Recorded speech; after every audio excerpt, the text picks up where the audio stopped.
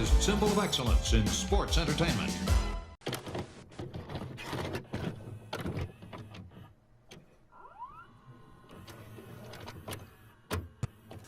As cold as a razor blade, as tight as a tourniquet, like the skin on a dying man. I don't want a piece of the world. I want the whole world. I make my own rules because it's much easier that way. Trust me.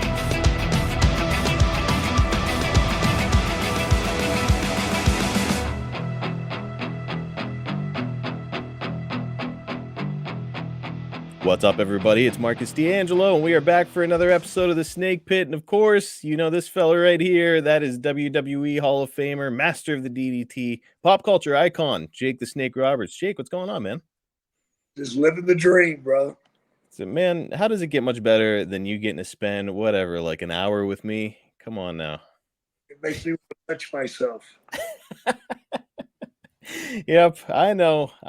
We're living the dream right now, and we're making fans' dreams come true here on the podcast too. We're gonna let them take over again this week. It's our 16th edition of Ask Jake Anything, and brother, as they always do, they brought it. Good. I can't wait to see them, man. I can't wait to hear what kind of questions they come up with.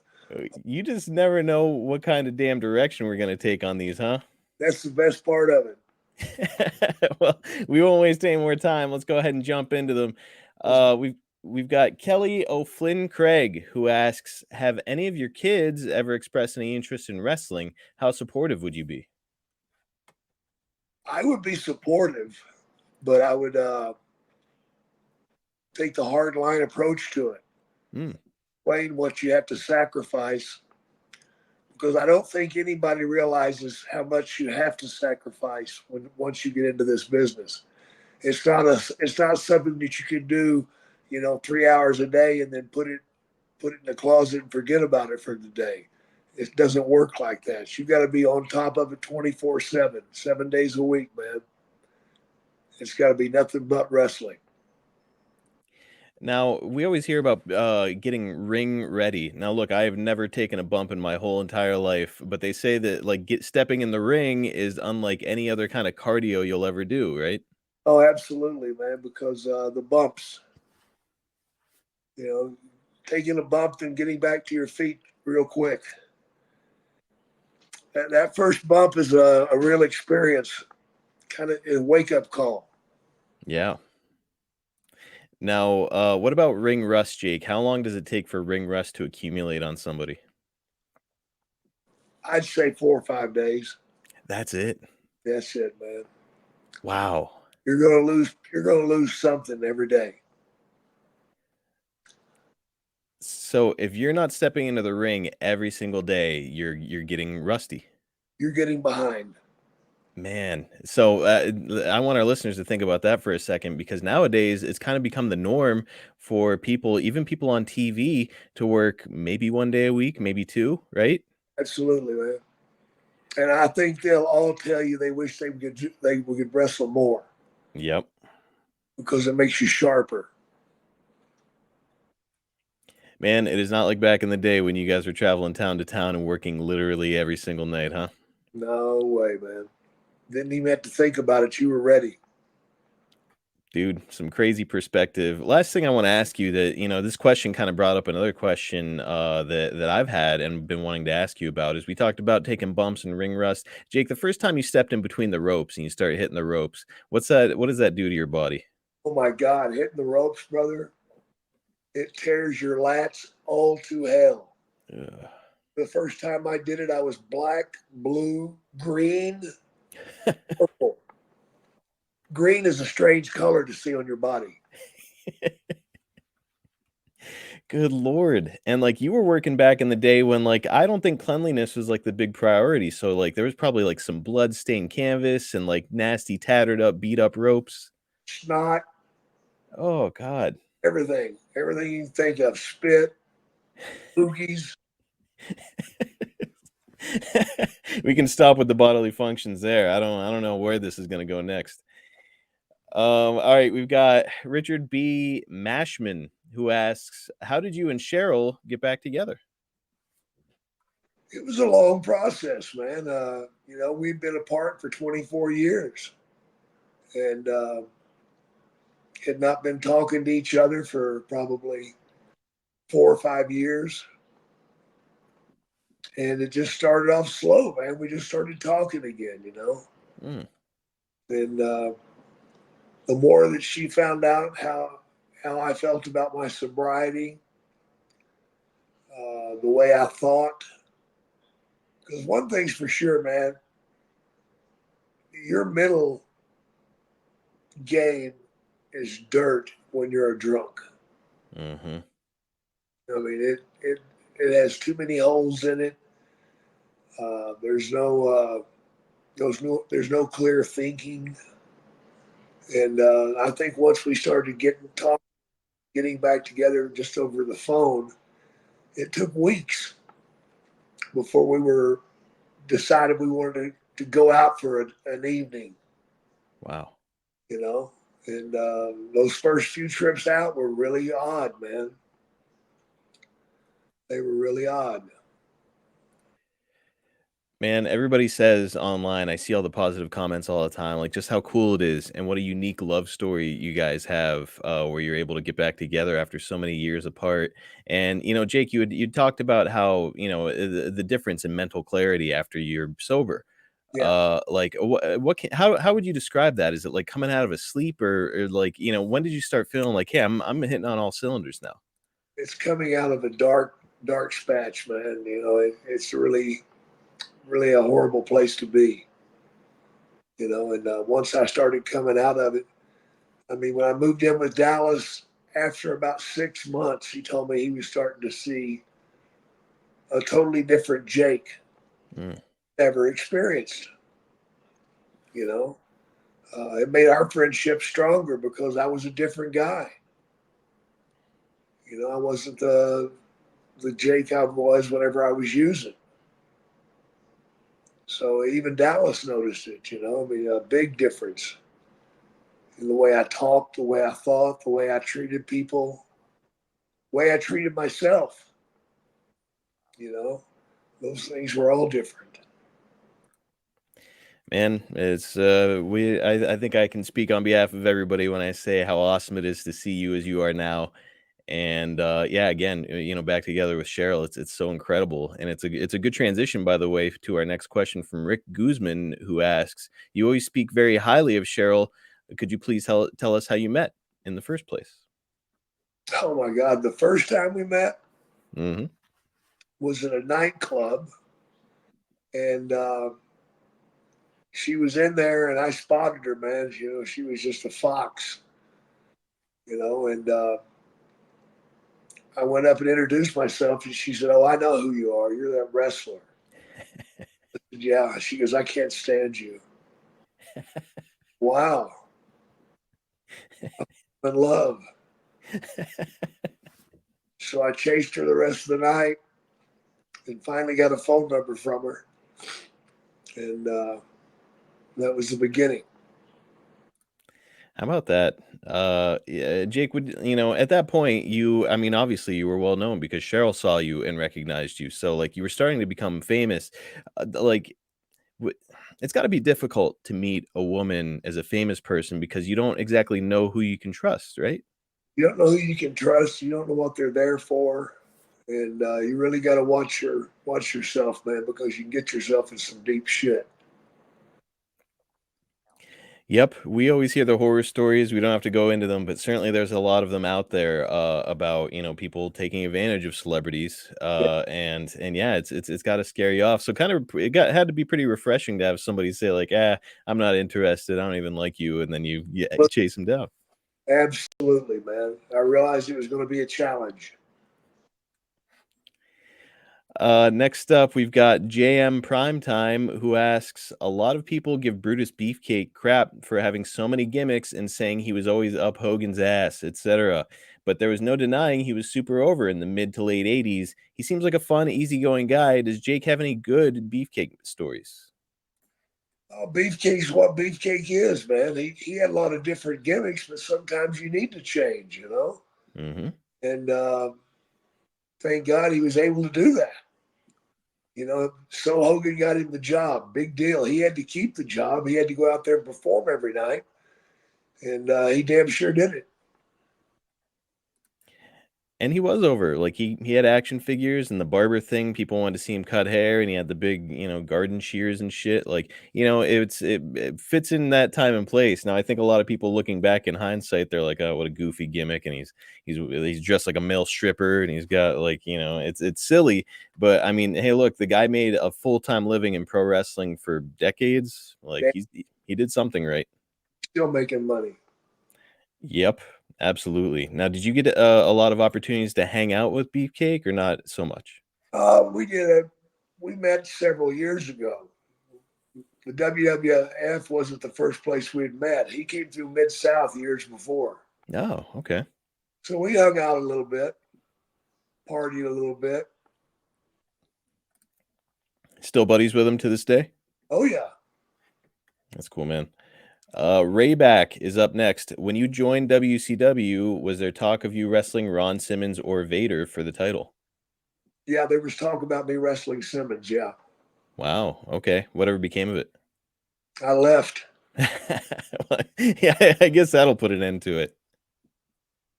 Well, yeah, I mean, gosh, it's you came in and were so red hot as a heel that putting you with a new upstart kind of babyface champion, it's just a layup, easy way to get a guy over. Oh, yeah, absolutely. I could have helped Ron, I think. Have you ever wrestled Ron? Yes. What did you think? Like, big rough guy straight out of football. What did you think of working with him? It was a good time. Yeah? Oh, yeah. I used to drive him nuts, man. How? We'd go someplace in Florida, and I'd be doing the tomahawk chop, and that's a heat getter there, brother. Because not all of Florida likes the tomahawk. I remember specifically doing it to him in Jacksonville, which is a big University of Florida town. And I started doing the tomahawk chop, and he's like, "Man, cut that shit out, man. He getting pissed off." That's the whole idea, kid. You gotta piss him off. That's good shit. Now, getting into the ring with a guy like that, big raw bone, strong dude, like it's pretty rough, or you sort of like it snug, right? I like it snug. It wasn't over the top or anything. It was solid. It was good. I had no problem at all working with Ron. I loved it. Man, could have been cool in '92. Next up, we've got Sam P, who asks, I've heard a lot of guys talk about how crazy it was going out drinking with Andre. Did you ever go partying with him, and what was it like? No, I never went out partying with Andre. What held you off from that? I was wise. Yeah, DiBiase tells a story about him going to a restaurant with Andre, and Andre said, "Do you have a big trash can back there?" And the waitress is like, "Yeah." He's like, "Empty it and fill it with beer." And I guess he drank almost all of it. Yeah. Man, wild. When is the first time that you met Andre? Was it before the WWF? Oh, yeah. Yeah, I met him oh my gosh,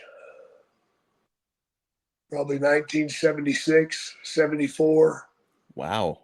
Yeah. So that was before you were an active wrestler. Yeah, just as I was refereeing at the time. Okay. And good first experience with him, or what was that like? They gave me the job of driving him around. No shit. And they gave me a van to drive that had a big beanbag chair in the back of it. And that's where Andre sit. So after the show, I said, "Yo, do you need anything?" "Beer." "Okay." So I went to a convenience store, and I said, "What do you want?" And he goes, "2 cases." Man. I said, "Wait a minute, Andre. It's only 90 miles to the hotel." "2 cases." "Okay." So I got him 2 cases, and I got me a 6-pack. And I started driving. Well, hell, after a couple of beers, I had to piss, man. Mm-hmm. I pulled over and pissed. Wound up pissing one more time before we got to the hotel. But what really pissed me off was I had to clean out the van, and every damn beer was done. Wow. He drank 48 beers in miles. Holy shit. But that's not what really pissed me off. What pissed me off was he never got out to piss. Not once. Not once, man. Drank all that fucking beer and didn't have to pee. What the fuck? The fuck's his bladder must be the size of a fucking small Volkswagen. Holy shit.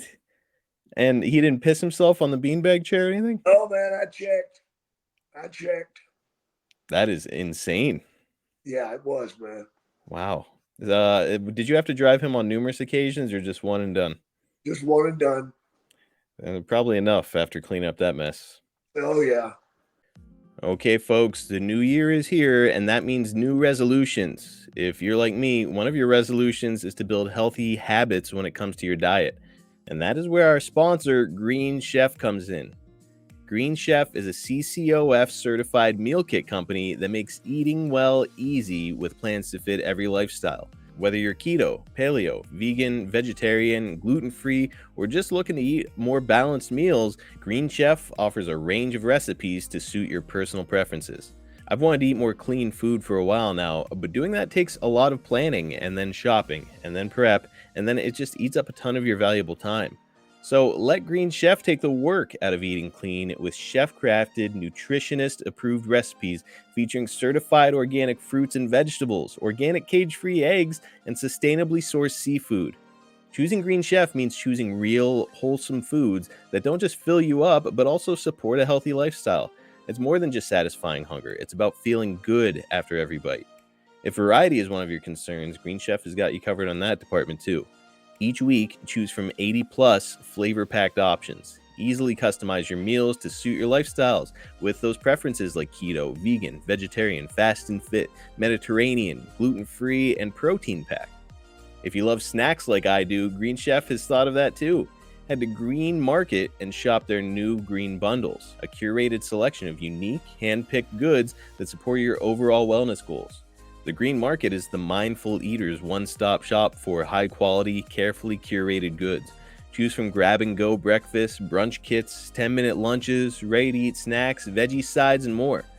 I received my first shipment last week, and I can't speak highly enough about Green Chef. My wife and I had a blast putting these meals together, and the difference in how you feel when you eat a meal with clean, high-quality ingredients is just unbelievable. I have more energy, clearer focus, and I'm eating delicious food thanks to Green Chef. Find out for yourselves right now and get a great deal. Go to greenchef.com/60snakepit and use code 60snakepit to get 60% off plus 20% off your next 2 months. Again, that's greenchef.com/60snakepit. Use the code 60snakepit. You'll save 60% off and then get 20% off your next 2 months. Again, guys, I cannot recommend this product strongly enough. Give it a try, get this awesome deal, and you are going to love the #1 meal kit for eating well. Next up, we've got Bruce, who asks, Jake, what can you tell us about your appearances in TNA and Dixie Carter? So, Jake, you appeared at Bound for Glory 2006 as a special guest referee at a Monsters Ball match. And then you're also a guest at Jay Lethal's wedding in 2008 at Slammiversary. Any memories? No, not really. No? Just wanted me for a one-off thing. That was it. Okay, so you get the call, you come in, you collect your check, and you're out the door. Yeah, I never met her. Oh, okay. Never even met Dixie Carter while you were there. Wow. Okay. Well, now you know, folks. I've seen a lot of people online say, hey, when are you going to do a TNA episode? And I'm like, he was only there like twice. I don't know that we have that much to talk about. Not much to talk about, bro. So it's you show up, you get your money, you're out. Yep. Joey Fish is up next. Have you ever considered tattooing your unmentionable to look like a snake? Actually, I do have a tattoo down there, and it's Cheryl's name. Okay. Yeah, in big letters. Well, it has to be. Yeah, just to fit. All right. So that would have taken a lot of ink to make it look like a snake then. No, because her middle name is Saskatchewan, so. What does it turn into when it grows? Just like a portrait? Saskatchewan, when it's soft, it's swan. Well, these are the answers that we really need here on the show. So, Joey, thank you for bringing that one up. Instagram, a wrestling historian asks, how did your ECW debut come about? Thanks in advance. You know, I was out fishing, and I kept getting paged. It was back in the day when you had a pager, you didn't have a phone. And I kept getting paged. I'm like, who the fuck is this? So finally, after I got through fishing, it was like 3 o'clock in the afternoon. And I went up to the house and I called, and it's Paulie. He goes, get on a plane and come to the blah, blah, blah, and you'll be working with blah, blah, blah, blah, blah. And I'm like, fuck yeah, man. I said, where's the plane going to be at? Where's the nearest airport? I said, well, Dallas is 70 miles away. He goes, isn't there a small airport somewhere near you? I said, well, yeah, man, but it's like for small fucking planes. Yeah, that's what I got, a small fucking plane. Wow. And they flew me somewhere in Florida. And I got there about 45 minutes before the show started. And I done my bit and I was gone. That is not cheap to charter a plane specifically for one flight for one dude. Yeah, you goddamn right. That's why I said, Paulie, I said, if you hand me what you told me you were going to pay me, that's not going to be enough. And he goes, what do you mean? I said, the fucking plane costs that much. Needless to say, I'm sure you got a pretty good payoff. Yes, I did. Cool. Now this is another one where a lot of fans are like, hey, when are you guys going to do an ECW episode? And I'm like, again, he appeared there twice. You know, that's why I wanted to talk to Tommy Dreamer about it, because I'm like, okay, Tommy has like all the background, and I know that he was working in an office capacity too. So that's why you guys have got to check that story out if you want it. But like, you know, we hear all the time that Paul Heyman can be, or could be, back in those days, he was running a little independent business, maybe a little shifty sometimes, maybe the money comes a little bit late. You experienced any issues? No, I didn't. Everything was spot on. Okay. Hey, there you go, folks. It's not all doom and gloom.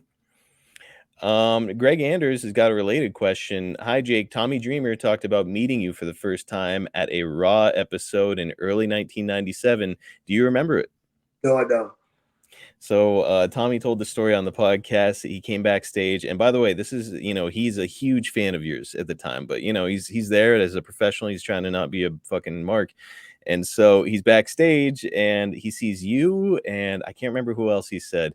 You guys were back there smoking, and you apparently called him over and said, hey kid, come here. And he came over. He's like, yes sir, what can I do? And you said, just turn around and block me. And so he blocked you while you were there smoking. And once you finished your cigarette, you were like, hey, thanks, man. He was like, you know, I would get in trouble if Vince saw me, but you're the new guy here. You don't even work here, so you're fine.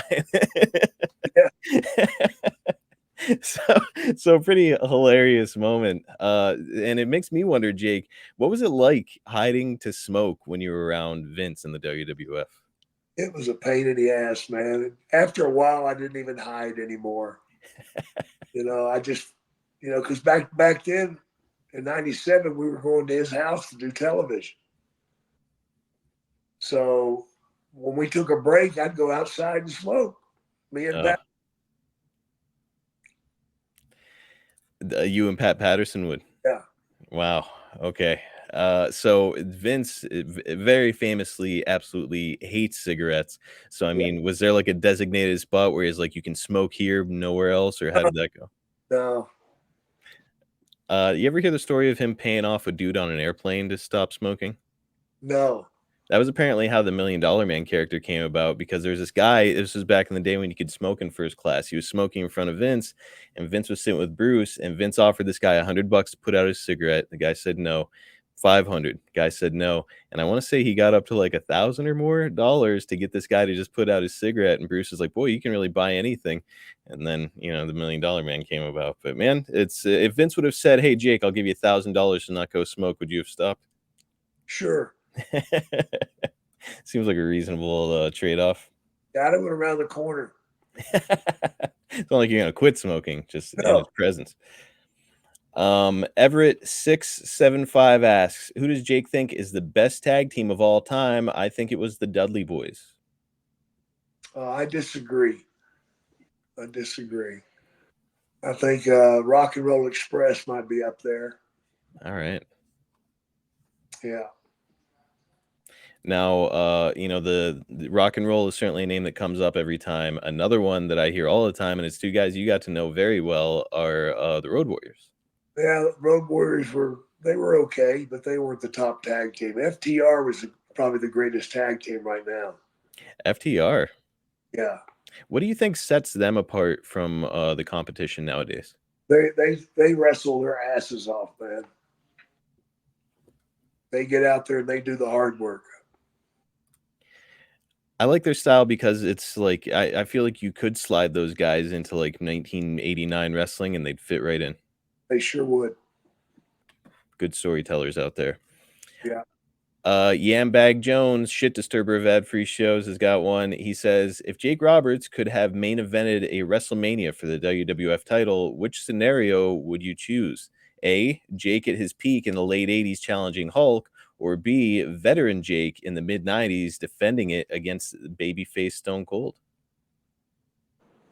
That would have been excellent. Right? I think a better one would have been me against Macho Man. Oh, could you imagine? Yeah. Now, I would have to assume you're talking about 91 Savage and you. Yeah.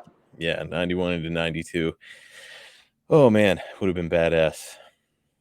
Dozer is up next. I know Jake is a big sports fan. Who is his all-time favorite athlete, and who's his favorite athlete of today? Oh, gosh. Today would be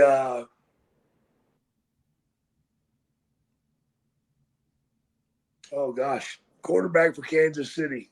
Patrick Mahomes. Patrick Mahomes. It'd be a split between him and the defensive end for the Dallas Cowboys. What's his name? Micah Parsons. Micah Parsons, yeah. I like him a lot, too. Back in the day, Bob Lilly. Hell yeah. Yeah, Bob Lilly was a beast, man. Bob Lilly and another cat, what was his name? Oh, gosh, Randy White. Yeah, the Manster. He was something else. It's hard to go wrong with those picks, man. And, it's all of the people that you just selected there are Dallas Cowboys, except for the quarterback, which is Patrick Mahomes. Yeah. Are you in or out on Dak as a Cowboys fan?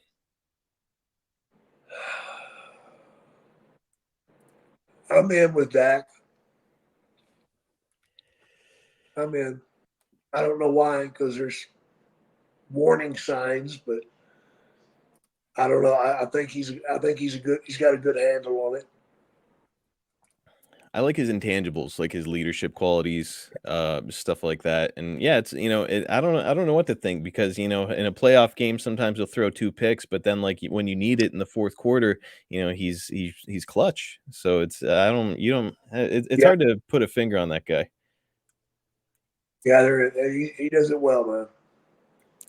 Here's one from Adam K that I don't think we covered on the WCCW episode. When Kerry Von Erich came to the WWF, were you aware that he had lost a foot in a motorcycle accident years prior? It's been said that Kerry was hiding it. Yeah, he hit it all the time, man. He'd come to the building with that boot on.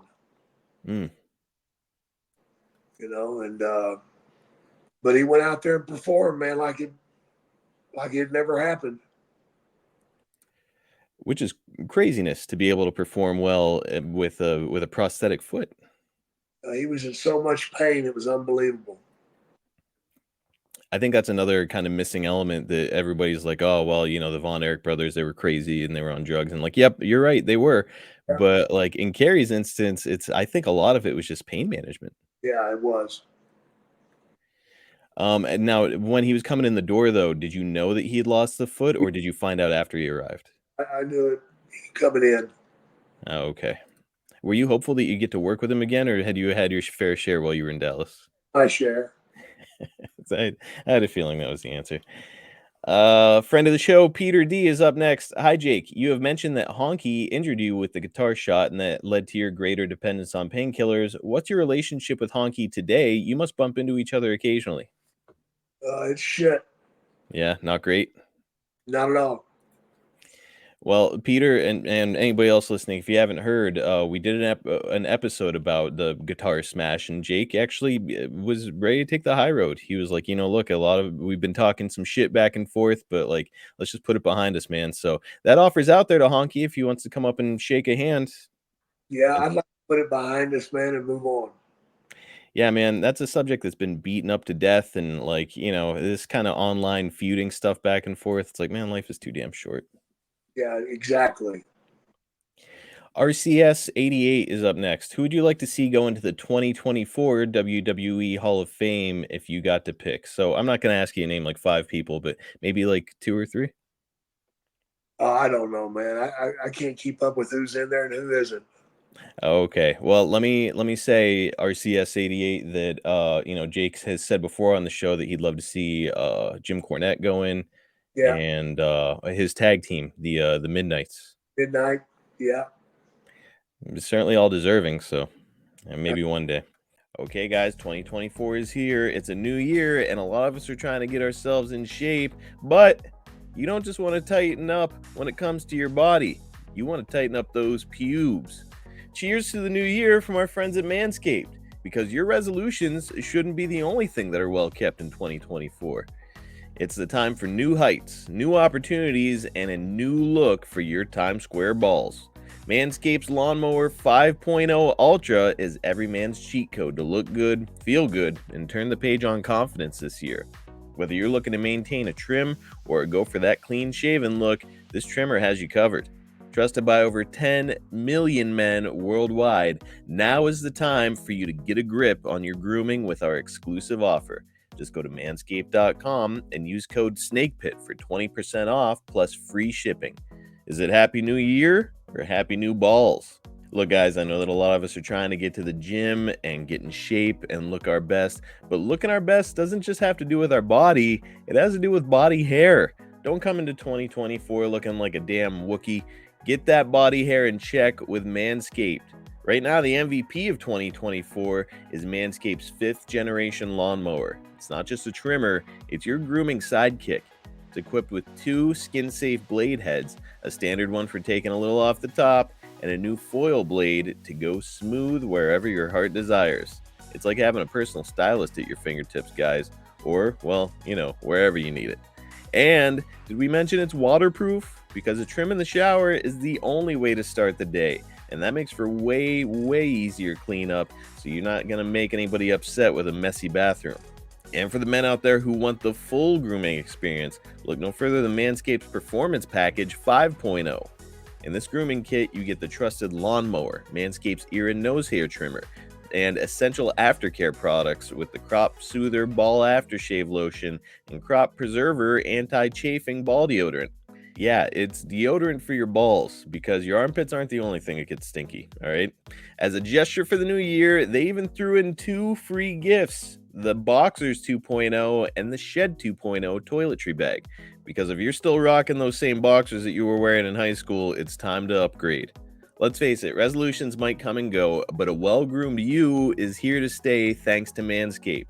It's time, guys. Take the step. Get 20% off and free shipping with the code SNAKEPIT at manscaped.com, because nothing says Happy New Year like a deal that leaves your balls and your budget feeling refreshed. Embrace a new you, and definitely embrace a new trimmer, courtesy of Manscaped. Again, it's 20% off and free shipping. All you've got to do is go to manscaped.com and use our code SNAKEPIT. Freddie Kim is one that's kind of similar to the Brutus Beefcake question we got earlier. What's your most positive Hulk Hogan story? Now, Hulk, he was just trending online because of some comments he made a few years ago, and we all know what those comments are. Jake, let's get some positivity on the Hulkster. What's your best experience with him? He did his job, man. He had a hard job to do. He did his job, man. He worked 24/7. He didn't just come to the building and wrestle a match and that was it. He had to do all this promotional shit, man, all the time. So I don't know if I could have done it. I'd like to think that I could have, but I'm not sure. I think a lot of people hear, oh, like he's the most famous wrestler ever, and he's like, part of pop culture and all that stuff. It must be great, and it's like it's probably great until it's not. Like, when you can't go to the grocery store without getting mobbed, and there's so many expectations of like, hey, you've got to be at this autograph signing, then you got to make TV, oh, you have to cut this promo. Like, man, that is a lot of shit to deal with. It is, man, and it gets tiring too.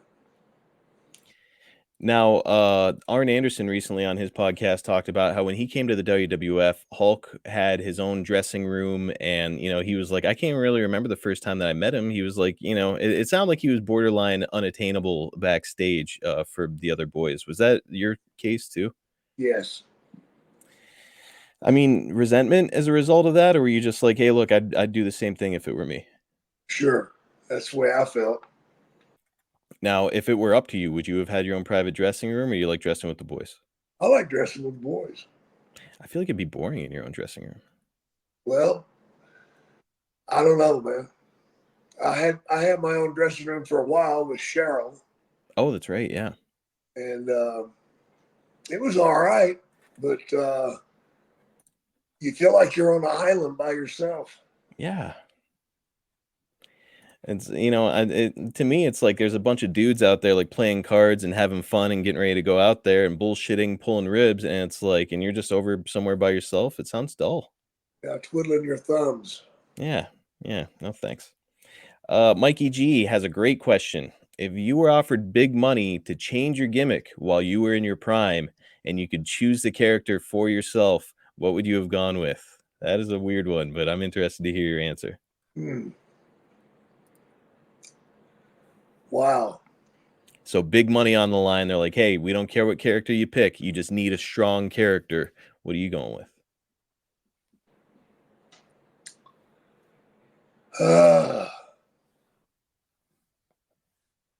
I don't know, man. Back to mid-Atlantic cowboy Jake, right? Oh, God, no. No. I went with the Charles Manson type character. Okay. Call me Uncle Charlie. All right. See, now that works. Yeah, Uncle Charlie with his clan. I love it. I think it's a great idea. I think that would work. Early on in the podcast, you and I talked about Gangrel and the Brood, that vampire stable that they had. And ever since then, it's kind of stuck in my head. Like, I think I'd like to see Vampire Jake. Oh, that would be awesome. Yeah, man. You could definitely pull it off. Oh, I think so. Spitting blood everywhere and shit. Yeah. It'd be awesome. Justin Beaumont asks, besides your WWE Hall of Fame induction, what's the biggest honor you have ever received?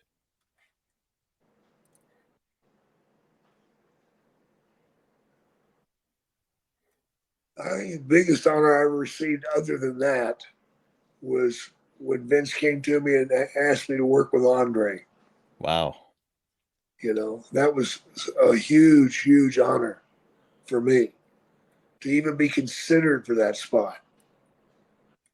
I mean, my God, here's a guy that's been on top his whole life, and now they're asking me to go out there and make a match. Awesome.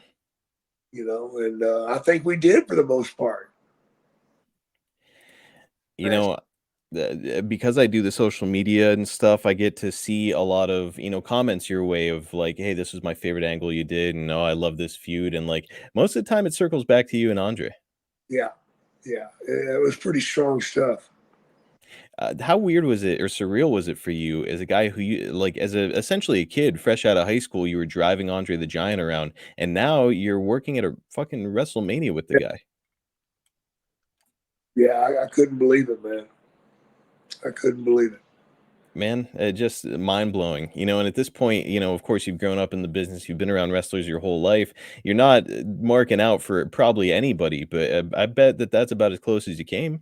Yeah. I was definitely marked out over him. Billy Whedon asks, what are the parties after WrestleMania like? Well, In the beginning, they were pretty fucking wild. I mean, I remember one that the band was supposed to stop playing at midnight, and we kept the band there till 2 a.m. And it would have kept going, except Vince called Pat Patterson and told him to get down there and fucking get it done. Evidently, Vince's hotel room was too close to it. He's hearing all this shit. Do you happen to remember what year that would have been for WrestleMania? I don't remember, bro. It's impressive that anybody would remember the night if you guys are up until 2 with, I'm sure, a lot of free alcohol. Oh, that wasn't the only thing going around. that's a strong point. Now, does Vince drink? Yeah. See, he was always like such a purist with like his body and keeping in shape. I was like, there's no way that guy drinks, right? He drinks. Wow. Okay. Have you ever seen drunk Vince? Yes.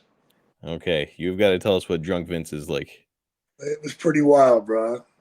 We were in San Antonio at a strip club, and it got completely out of hand. They closed the strip club, but we kept it open. And finally, I left. And when I came back, I had to go take care of a little business. Mm-hmm. And when I came back, there was like 6 police cars there, all sorts of shit going on. And I got out and started to walk in the door, and I said, can I go in? They went, are you one of them? I'm like, yeah. He says, go ahead. I'm like, you're not here to shut it down. He goes, no, we're going to let y'all go ahead and do what you want to do, but just keep it friendly.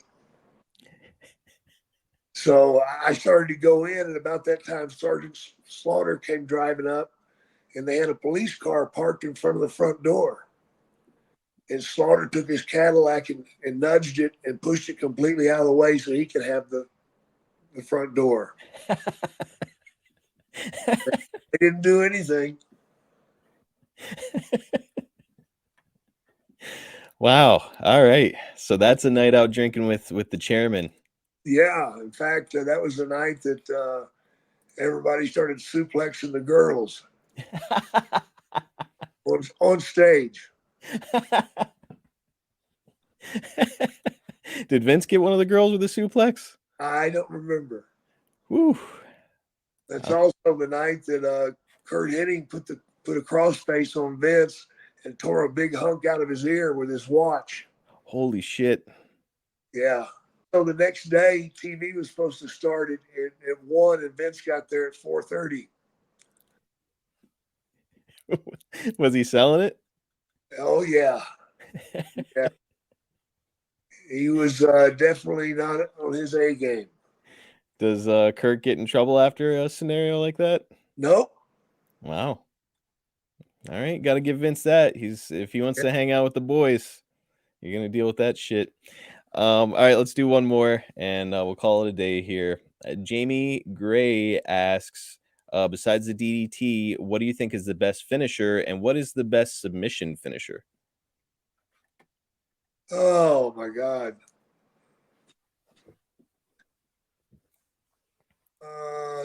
The Rousey finish is a good one. The what?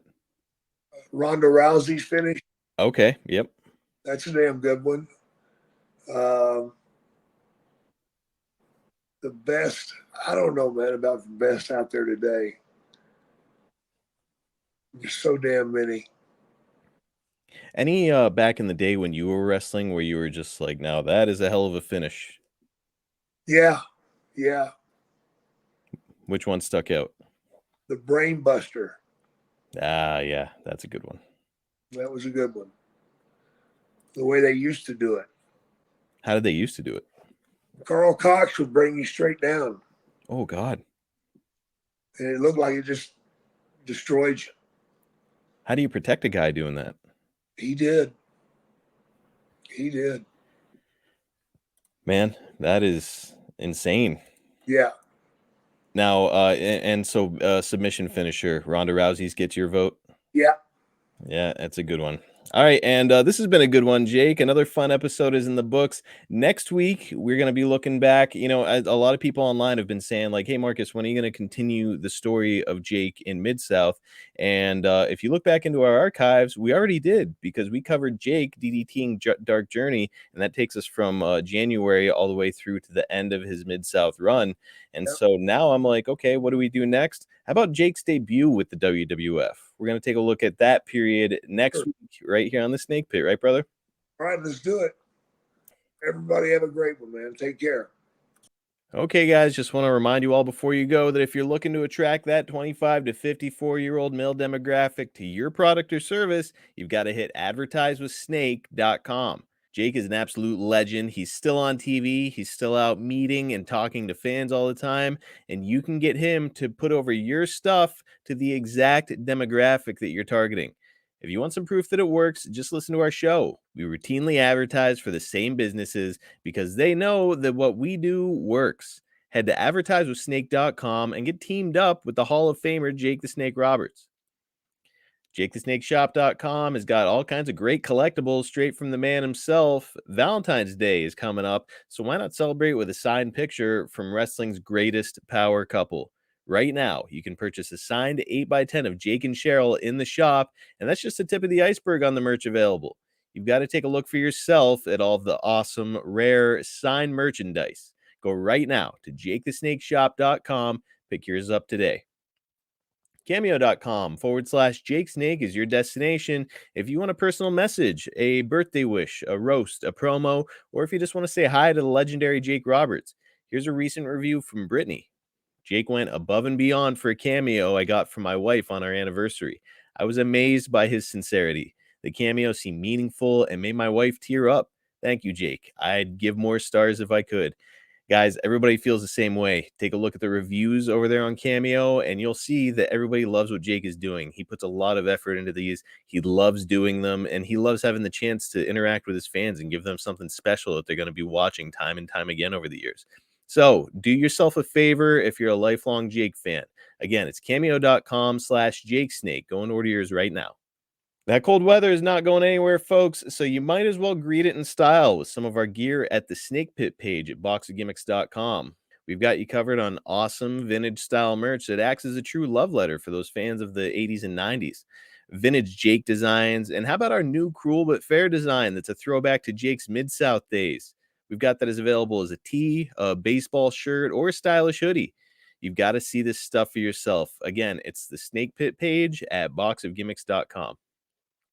Check us out on YouTube at youtube.com/@SnakePitPod for some short clips from the show, highlights, and exclusive content. We've got that exclusive episode about WCCW with Baby Doll as the host. And rumor has it, we have a lot more exclusive content coming soon. I cannot wait to share it with you guys. Don't miss it. Get subscribed today at youtube.com/@SnakePitPod. Speaking of YouTube, if you like what we're doing here on the Snake Pit, you've got to get subscribed to the Everybody's Got a Pod YouTube page.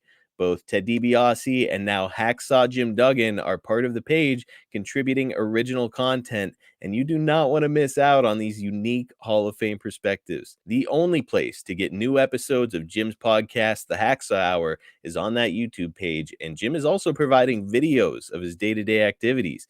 Most recently, we just added a video of Jim showing his memorabilia collection in his home, which includes some ring-worn gear, his awards, including his Slammy Awards, and so much more. Seriously, go and check it out. Get subscribed now. It's youtube.com/@everybody's-got-a-pod.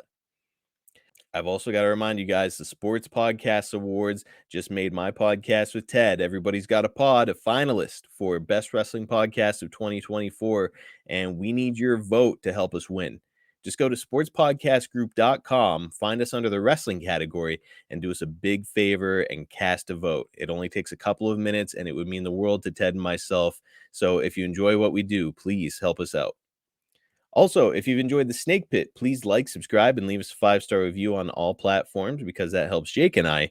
And just a reminder, you can get the Snake Pit and all the other shows in our network early and ad-free at adfreeshows.com, starting at just $9 per month. We've got a ton of bonus content. There's interactive chats with some of your favorite hosts and wrestling personalities and so much more. Ad-free shows has added that show. It's Beyond Nitro with Guy Evans, the author of the Nitro book. And Guy is giving even more context and even deeper look into the key elements, themes, and stories discussed in the book. So if you miss the Monday Night Wars era of wrestling, like I think most of us do, you are going to want to check it out. Not to mention, how about Lex Expressed with Lex Luger? You've got Tuesdays with the Taskmaster with my buddy Paulie and Kevin Sullivan. How about the Monday Mailbag with Mike Chioda and so much more over there? Get there right now. Get signed up, because if you're not part of that ad-free shows community, you're missing out on so much incredible content. It's adfreeshows.com. Catch Jake on X at Jake Snake DDT, on Instagram at Jake the Snake DDT, and on Facebook at Real Jake the Snake. You can follow me at Marcus P. D'Angelo on X, and you can follow the podcast at Snake Pit Pod on all social media platforms. I love doing these Ask Jake Anything episodes. We never know what we're going to talk about. We love hearing from you listeners. Please keep the questions coming, either to me on my personal social media, the Snake Pit social media, even Jake's social media. We'll try to get to as many as we can and roll over the ones that we miss. And we will catch you guys next week right here on the Snake Pit.